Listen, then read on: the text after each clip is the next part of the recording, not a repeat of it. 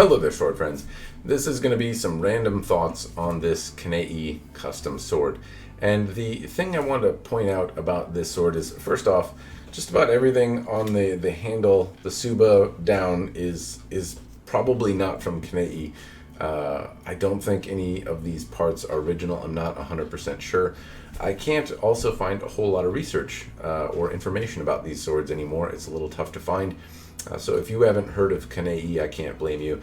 They were the first time I remember hearing about them was from the Samurai Workshop and some places in Europe that had some pretty high praise for their attention to detail and what kind of nice blades they were from an artistic standpoint.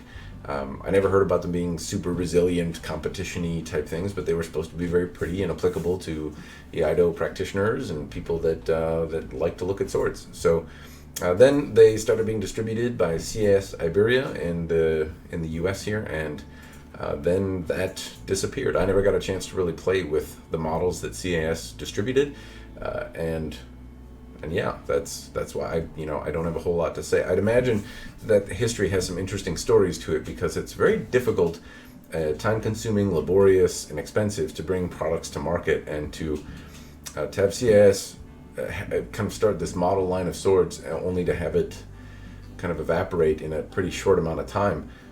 Must have been, I don't know, that must be a sad tale to tell. Maybe one day I'll find out what happened. If you know, throw it in the commentary down below. But suffice to say, now it's tough to find products made by this company. They're not super common. This was one of their Tamahagane lines, supposedly.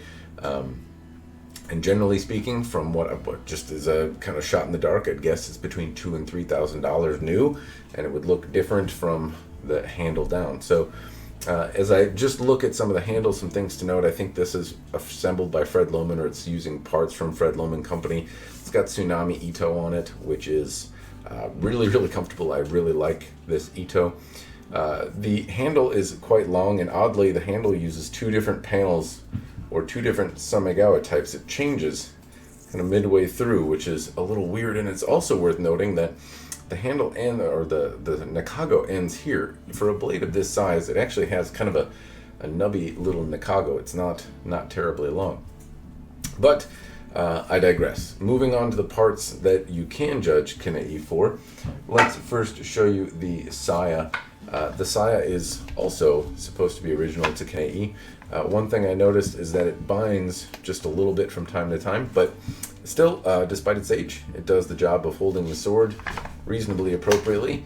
It's got a nice Ishime lacquer texture to it, and the fact that it fits as well as it does here on the habaki is actually pretty nice given the age. It's I don't know, it's at least it's kind of old, several years old at this point, and it's been used. So normal age wear and tear, I don't expect this to necessarily hold up forever, but it does the job. Also, it doesn't rattle, which is, might sound, well, it probably doesn't sound like anything because it doesn't rattle. The point is, though, that a lot of times swords rattle, even in the $2,000-$3,000 price range.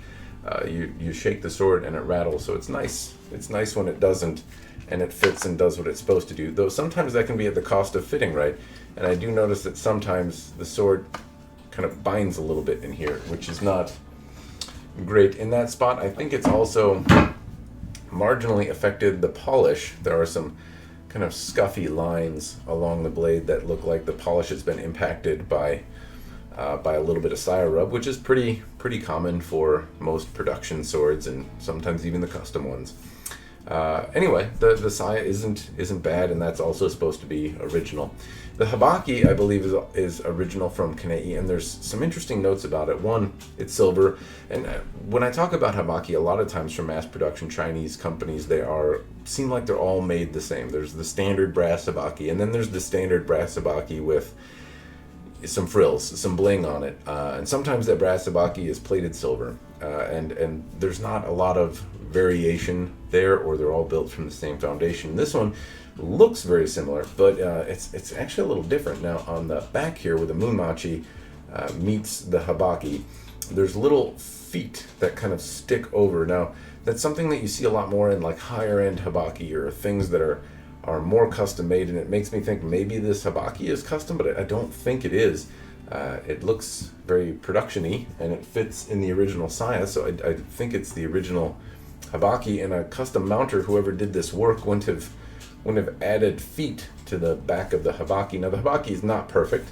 It's a little goofy, but it's a very small detail that stands out, and it kind of gives me the impression that Kaneie kind of looked at some of those smaller details more than other companies did, particularly if this is 8 to 10 years old or something like that. Not a lot of people were paying that kind of attention to those small details. Again, I'm not saying that the habaki is perfect. In fact, if I look at this section of the sword, it looks all sorts of kittywampus. It's a little weird. Blade-wise, though, the things I like about it, the polish is really actually quite clean. The lines on it are flat and smooth and nice. The hara, I don't think is going to be picked up in my camera here, but is actually pretty easy to see. It walks the line between subtle and bold really, really well. In one light, it kind of vanishes. In another, it stands out and is very prominent. And it's not just direct, bright sunlight either. Now, this sword has been used for cutting. It shows cutting scratches. And when I cut with it, more cutting scratches appear. The Tamahagane steel, or some iteration or whatever they're calling, isn't known necessarily for scratch resistance or resilience. It's supposed to be kind of artful and pretty looking stuff. And this, I think, certainly fits that. It almost reminds me a little bit of some of the stuff I've seen from Dynasty Forge in terms of the hara and kind of how the blade came together in their Daimyo series pieces. It seems kind of similar in terms of the folding patterns and stuff to that. The lines appear reasonably clean and crisp. They're a little kind of muddled along the shinogi here, along the shinogi G, but overall, for what you get for $2,000, it seems very on par or ahead of what other companies would charge, again, if I'm just judging from here up.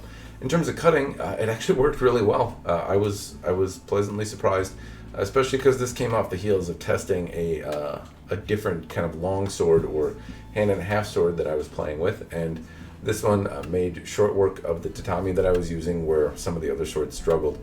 In terms of sharpness, it didn't take any edge damage or anything like that. It cut very easily. It was maneuverable and fun.